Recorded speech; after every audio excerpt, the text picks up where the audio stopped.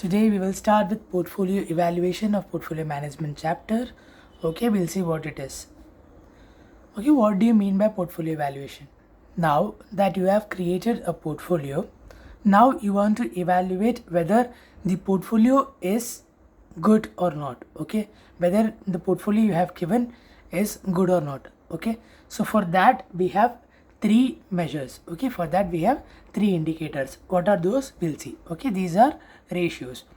Following are the three ratios which are used to evaluate the portfolio.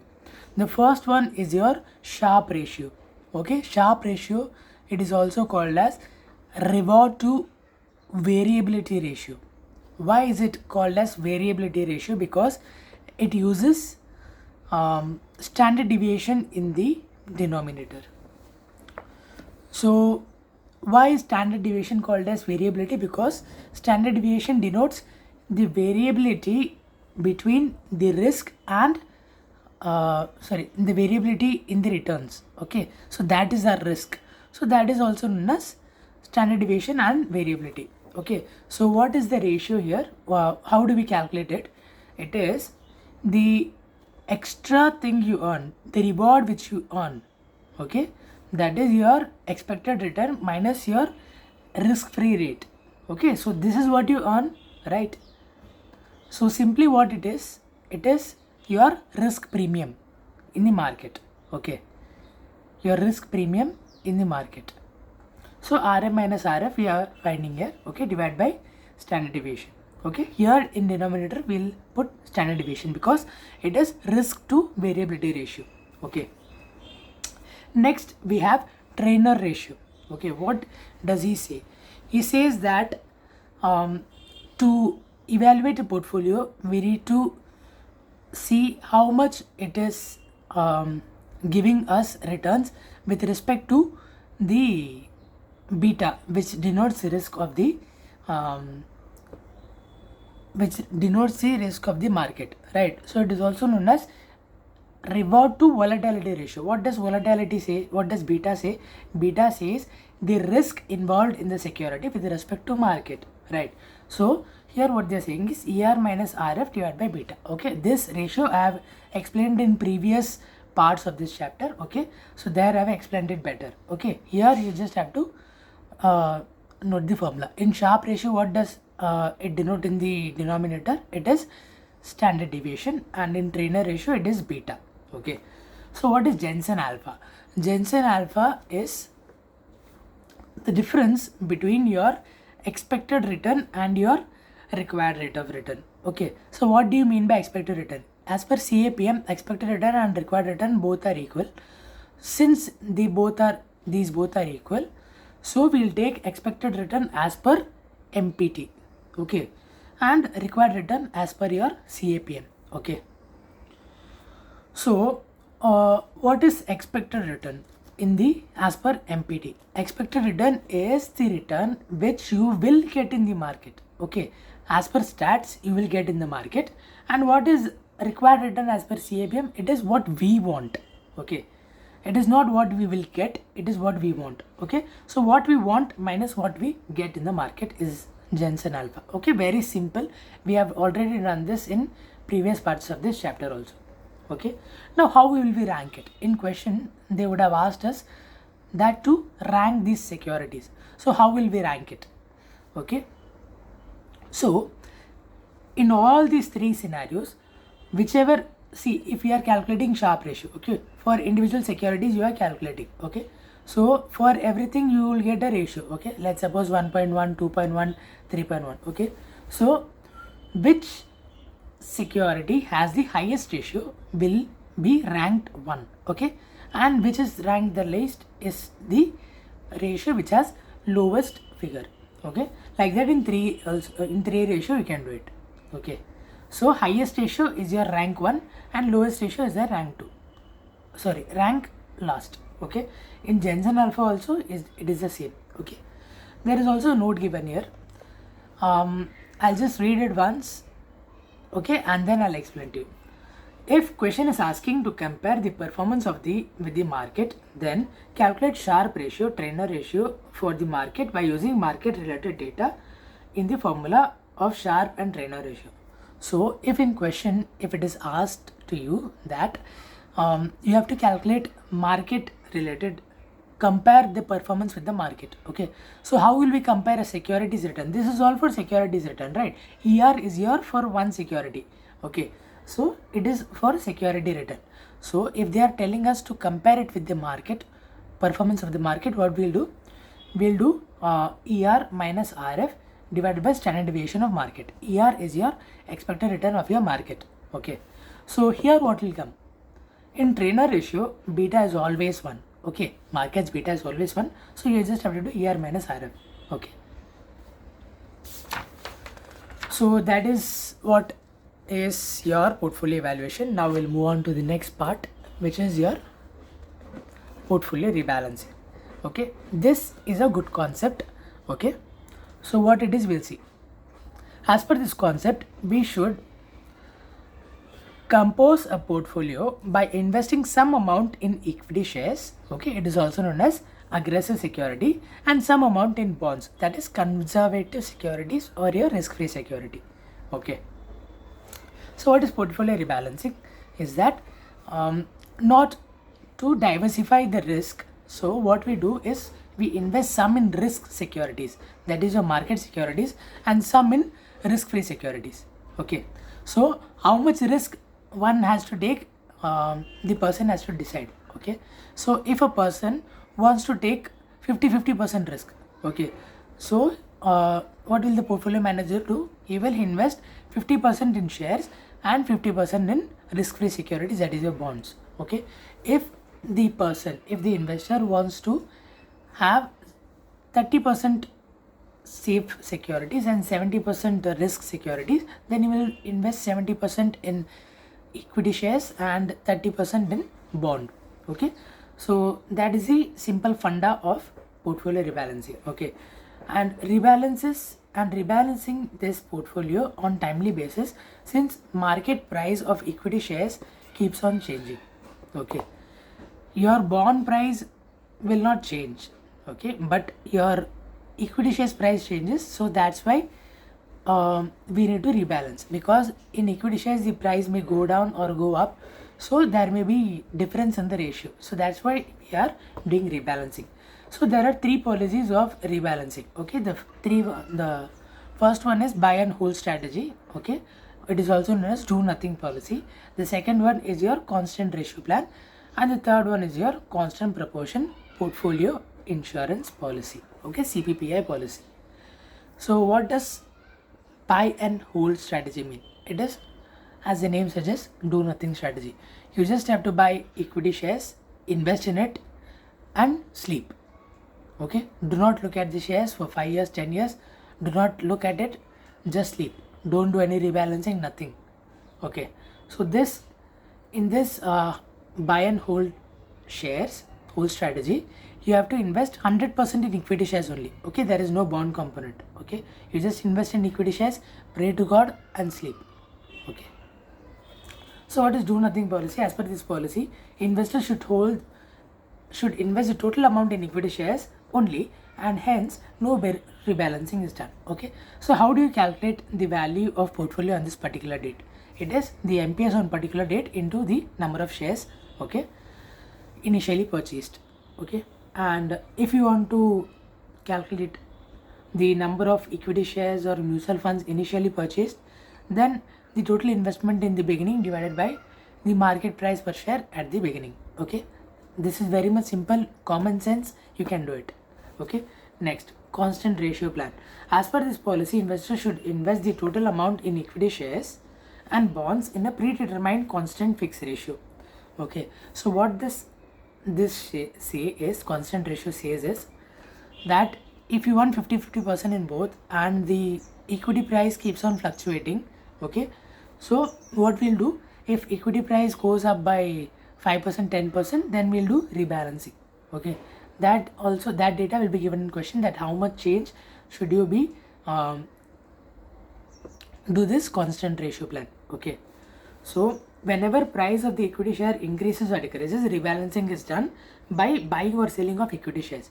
Okay, so if equity shares values are more, okay, So what we'll do, we'll sell off equity shares to gain control over both the, to have equal ratio. If equity shares price are going down, we'll buy equity shares by borrowing from bonds. Okay, this is the simple fund of it. Steps for calculation of value of portfolio on a particular date. So how we'll do it, we'll see. Okay, first there are 3 steps total. Okay, the third step is your important step. The first 2 steps are very much easy, you will be able to understand it very much easily. Okay, see, allocate amount to be invested in equity shares and bonds using the predetermined constant ratio. Okay, so let's suppose they have given you 1 lakh amount. Okay, now you have to do 50-50 in risk-free securities and risk securities. Okay, equity shares and bonds. Okay, 50-50. So first you will allocate each amount, that is 50,000 in equity shares and 50,000 in bonds. Okay, this is the first step. The next step is number of equity shares in mutual funds initially purchased. Okay, so we'll have to find the number of shares purchased. Okay, how we'll do it, we'll take total amount, okay, in the beginning divided by number of equity shares. Okay, not number of equity shares, it is market price per share. Okay, 50,000 divided by, let's suppose your market price was 100, then you will get how much, 500, right? You will have 500 number of shares. Format for calculation of value of portfolio on a particular date. So how will you do it? First you will draw a date column, then you will put market price. Okay, then you will put market price per equity share. Okay, then you will put, because that is what is relevant here, your bonds price are not relevant here. Next you will put market price of equity shares. Okay, how you will calculate, sorry, total value of equity shares. How will you calculate? Market price into your initial this step 2. Okay, so an initial amount you will get, and total value of equity shares and initial amount you will get. Total value of bonds, okay, 50,000. Okay, total value of portfolio, it is 1 lakh. Okay, as per as example. Rebalancing action. Okay, now in the first year there will be no rebalancing action because we have invested equal amounts. Okay, the first date. Next, total number of equity shares of mutual fund at the end of the period. Okay, so we'll write here the end of number of equity shares only. Bonds are not my concern. Okay, because it's irrelevant for me, it will stay the same. So we just need to sell off or buy equity shares, so that's why we will write it here.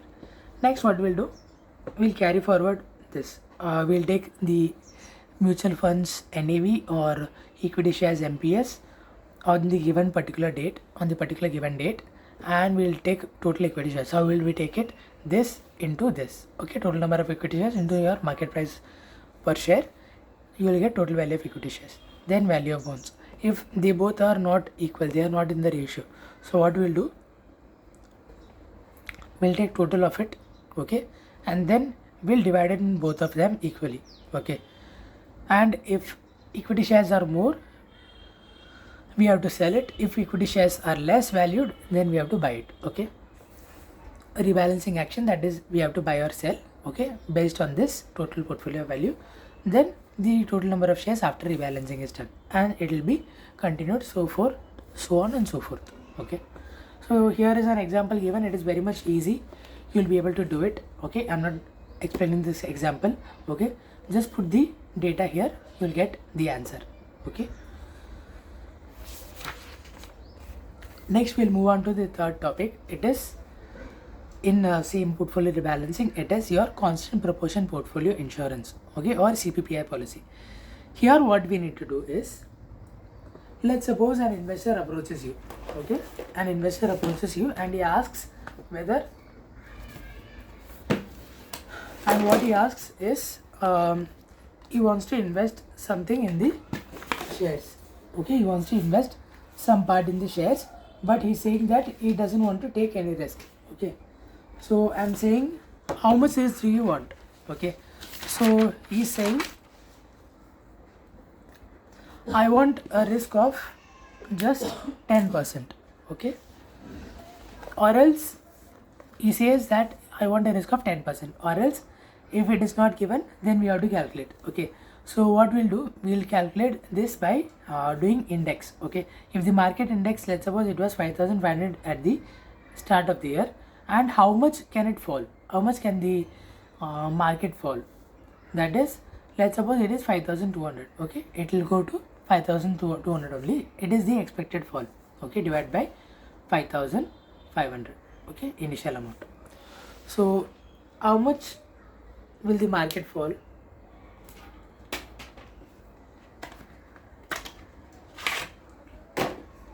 How much will the market fall? 5500 minus 5200 divided by 5500. Okay, it can fall by how much?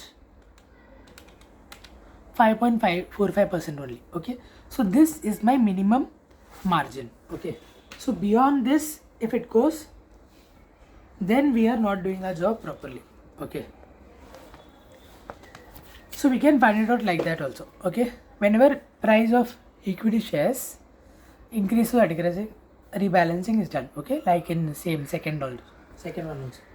Okay, so steps for calculation of value of portfolio. Okay, I'll tell you by explaining these steps. Okay, calculate expected maximum decline or percentage in the stock market in investment period. Okay, so now we are finding the expected minimum decline. So how will we calculate?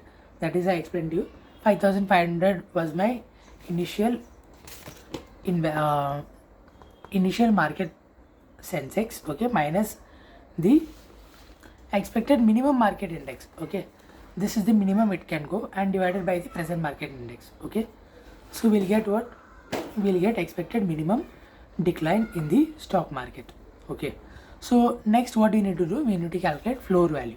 Okay, let's suppose he is investing 3 lakhs he wants to invest 3 lakhs. Okay, he wants to invest 3 lakhs. Okay, let's suppose it was 5000. Okay, so here we'll get answer as 10%. Okay, so here if I do, how will we calculate floor value? We'll calculate our initial investment minus 10%, that is equal to 2,70,000. The investor doesn't want to take any risk. If he wants to take a risk, he wants to take a risk of only 30,000. Okay, so what we'll do, he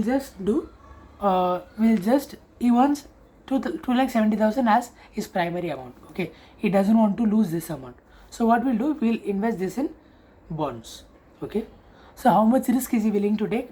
30,000, right? So this 30,000 will be my equity. Okay, so what is happening here, even if this index is broken down, okay, even if it goes to 4,500 or even if it goes to 0, he is willing to lose 30,000. Okay, he is willing to take risk, but in 2,70,000 he is not willing to take risk. Okay, so we'll take only this amount and invest in equity shares.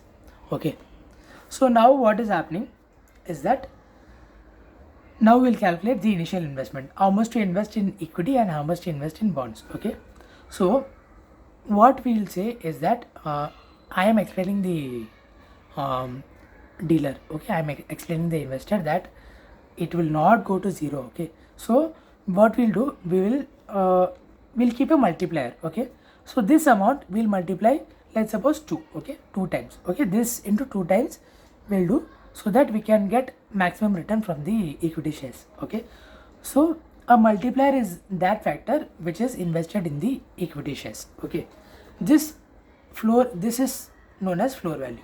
What you invest in your bonds is your floor value. Okay, so now what happens is that we'll do rebalancing. Okay, the price of share might go down or go up. Okay, we'll do rebalancing. How we'll do rebalancing? After the initial investment, first calculate total value. Okay, what we'll do is that we'll calculate total value. How will we calculate total value? That is equal to value of equity shares is equal to value of equity shares on the initial investment date into market price of the current share on the current rebalancing date divided by market price of initial investment date. What they are doing is they are just doing cross multiplication. So let's suppose our start of the period, the market index was 5,500. Okay, our initial investment was 3 lakh. Okay, so what they are saying is at the first rebalancing date, the investment amount went to 5,400. Okay, so how much will be my value of security? Okay, value of equity shares. Okay, this is not equity shares. Value of equity shares is only 30,000. Okay, because we invested only 30,000 in equity shares and not fully in equity shares. 2,70,000 is in bonds, so 30,000 into 4,500 divided by 5,500. So how much will you get?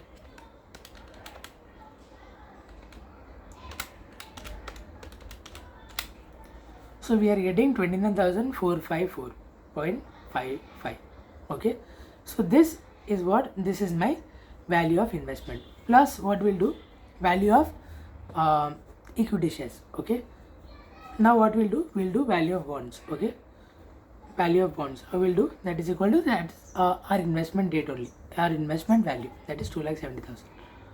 Okay, at the first I bifurcated, right? So this plus this, 2,70,000 plus 29,445. So we are getting almost 2,99,454.54. Okay, now we need to rebalance the portfolio. How we'll do it? Investment in equity shares is total portfolio value. Okay, 2,99,454.54. Okay, into, sorry, minus floor value. What is my floor value? It is 2,70,000. Okay, I don't want my value to fall beyond this limit. Okay, into my multiplier, it is 2. Okay, plus, and what is my value of bonds? My bonds value will be 2,70,000 only. Okay, this is my floor value, right? No, sorry.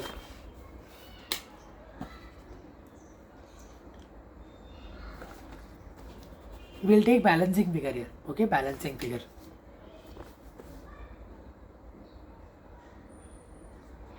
Let's see how much we'll get. Okay, so 2,99,454 minus 2,70,000 into 2. So we are getting 5,89,909 as the amount to be invested in equity shares. And what is the balancing figure? Minus 2,99,454. So how much will invest in bonds? We'll invest 2,40,544.90.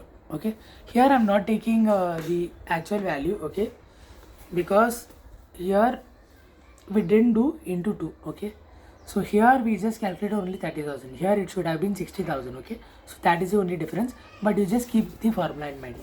I just took an example. Okay, next, step 5. It is what it is at further rebalancing dates. Okay, so how we'll do? We'll do the same procedure. Okay, it is not that good. Okay, here you just have to substitute the initial investment to previous rebalancing date. Okay, that's the only difference here. So this topic is also done. Okay, practice the questions. It is very much easy. If you are not able to solve any questions, you can DM me. Okay, you can sorry, not DM me, you can put it in the comments below. Okay, I'll shoot a video on questions also. Okay, now stock lending scheme. What do you mean by stock lending scheme? So here what happens, we solve the questions, question number 15 in the question bank.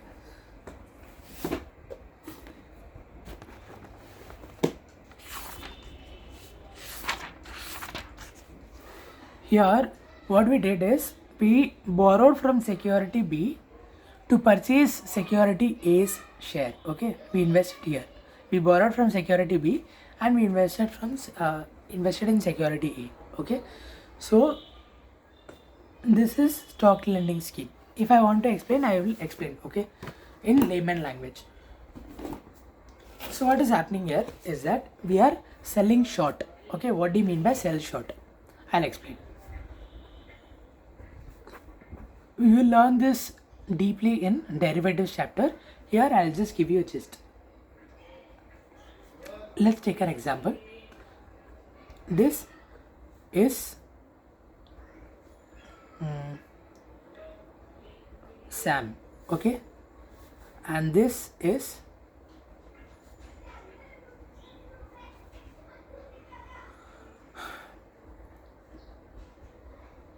Beef. Okay, he's Sam and he's Beef. Okay, now what is happening is that he has 100 shares of Reliance. Okay, now Sam, he doesn't have shares. Okay, he doesn't have shares.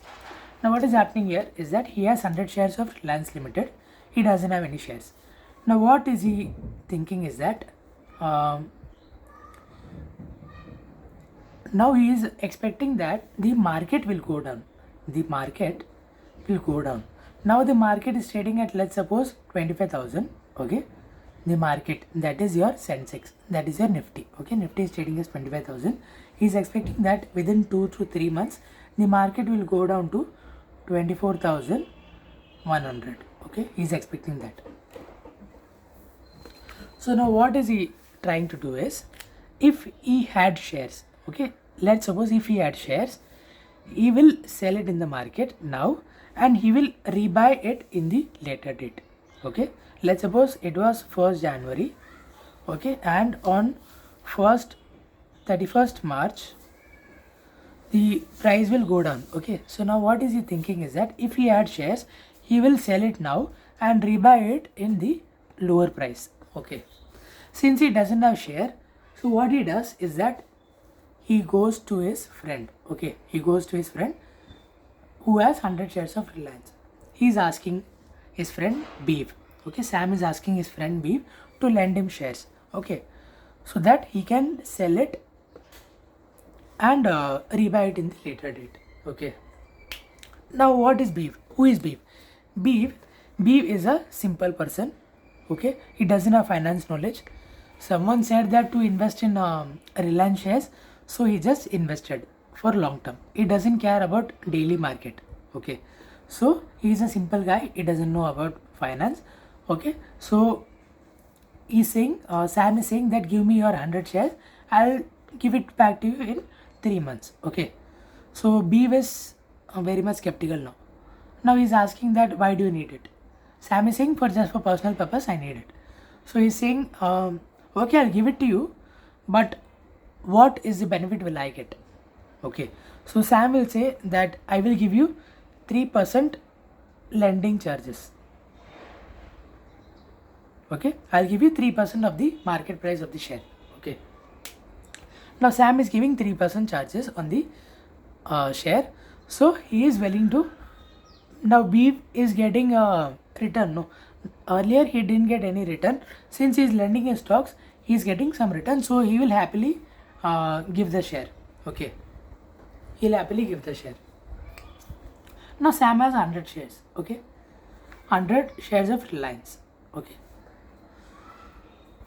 now what is happening is after 3 months this 24,100 has been hit. Okay, this 24,100 market has went down. Okay, now what happened, Sam sold his shares at 25,000 at when the market was 25,000 on 1st Jan, and he rebought the shares on 31st March and he gave those amount back to Beef. Okay, so the difference which he was getting, okay, the difference he got, he kept in his pocket. Okay, he gave the shares. Now Beef is happy that he got the shares and lending charges. Sam is happy that he got difference of this amount and his prediction was right. Okay, now this is between friends. Okay, so that's why he just gave only 3% lending charges. Now what happens in the market is, let's suppose his friend Beef, he doesn't have shares. Okay, and his another friend Alpha, he also doesn't have. Okay, so now what is the Sam doing? He is going to a big player. Okay, he is going to his DP or depository participant or your broker. Who is a broker? Example, Grow. Okay, Grow is a broker. Angel One. Okay, they are all brokers. Okay, so they are brokers of shares. Okay, they have many participants with them. Okay, so they have all the details of the holders. Okay, they act as a link between the depository What is your depository? Depository is your CDSL and SDSL, NSDL, CDSL and NSDL.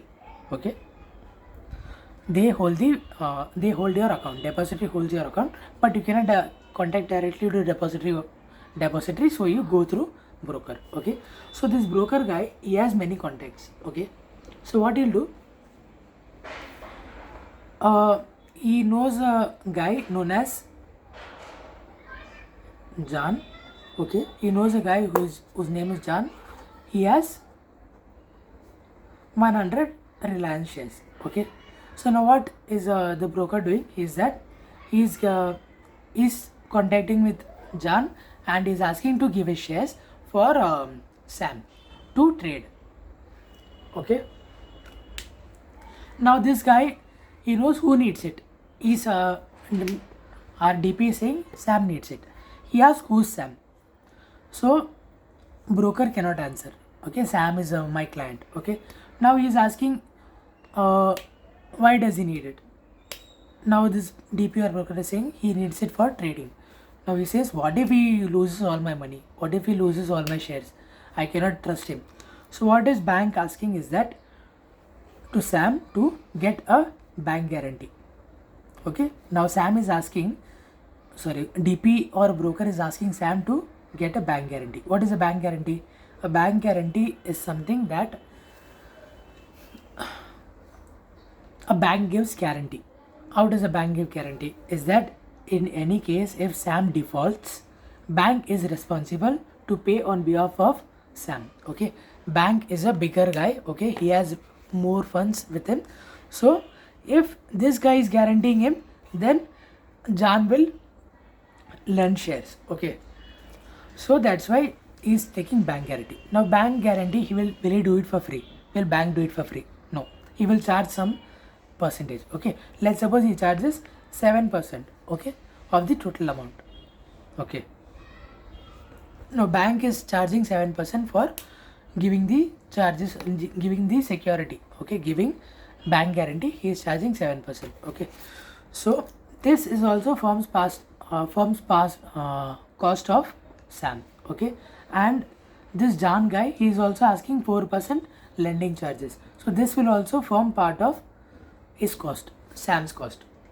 Okay, so this is the basic funda of your stock lending scheme. Okay,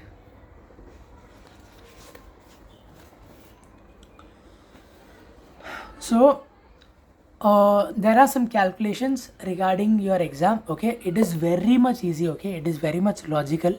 Okay, if you have common sense, you will do it very much easily. Okay, so just understand the logic. If you can't understand the logic, then you can refer this formula. Okay, refer this table or steps. The first one, it is calculation of total earnings of lender in this process. So how will we calculate the total earnings of lender? Lender means who? John. Okay, in our example, John was the lender. Okay, he had shares of Reliance and Sam wanted it, so John is lending to Sam. Okay, so now what is happening? Lending charges fees per share, it is some amount. Okay, lending charges, so he is getting lending charges 4%, so that is the income of lender plus dividend received on share. Okay, any dividend that is received on share, he is just borrowing. The trader, he is just borrowing the shares. Okay, he is not transferring the title of ownership. Okay, the ownership title remains with the lender. Okay, so the owner will get dividend share. Okay, is getting dividend. Okay, total earnings per share will get into number of shares, you will get total earnings. Okay, very much basic. You can do it on your own by using your common sense. Just keep this in mind, your dividend received on share. Okay, because there is no transfer of ownership. Okay, there is only lending, so he is remaining the owner of the share, the lender is the owner of the share. Okay, so he will receive dividend.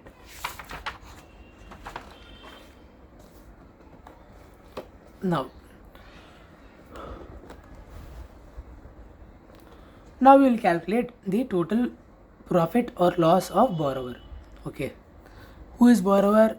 Sam is borrower. Okay, what is the total profit or loss? So lending fees is paying, right? So it's his cost. Next, bank guarantee charges. Okay, so bank guarantee charges, how much percent also we are taking and how much months we are taking, we'll do it. Okay, we'll calculate an amount. Next, gain or loss on shortening of shares. Okay, that is your first time divided by 1st January and 31st March. The difference in the, if the market goes down, then he'll gain. If the market goes up, he'll lose. Okay, simple betting. And you will calculate total profit into number of shares, you get total profit or loss. Okay, this is very much easy. Only one question there is in your question bank. You can do it very much easily. Okay. Next, points to remember in portfolio chapter. This is a total things that you should remember in portfolio chapter. Okay, all data should be used in percentage in formulas. Okay, return, variance, standard deviation, everything should be in percentage.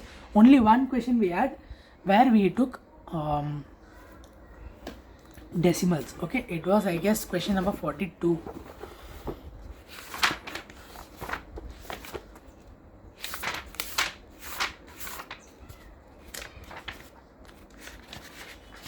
Yes, sorry, it's question number 39. Okay, so here since the total variance was given in decimals, so we took in decimals. Okay, this standard deviation we took in decimals to match this figure. Okay, or else everywhere in this chapter you have to do only what?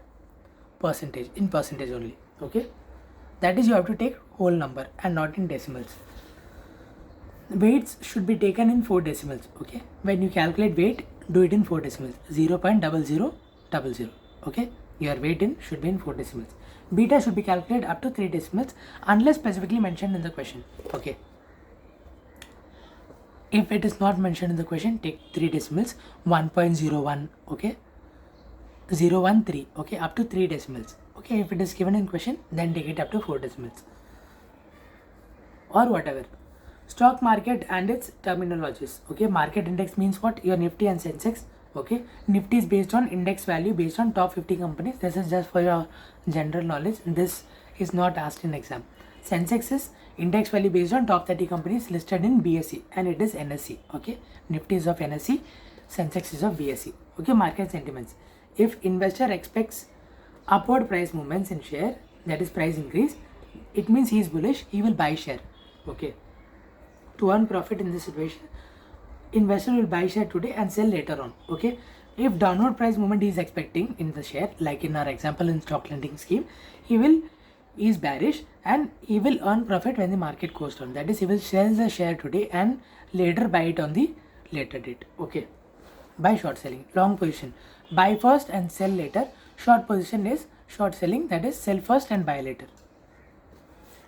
Okay, weights of securities in the portfolio. If you have invested in the amount, short sell another security and borrowed amount from risk-free security.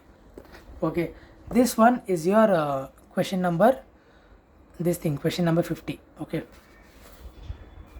that is what is given here. So it is very much easy. Also, one more thing, in whole chapter this formula was missing. Okay, this I learned from the previous year's question paper. Okay, suggested answer I got it. It is your COVAB, that is your covariance between A and B, how you can find it. Beta of A into beta of B into your variance of market. Okay, just keep this in mind, or you can do it in the long format also. Okay, so that's it for today. Tata, bye bye.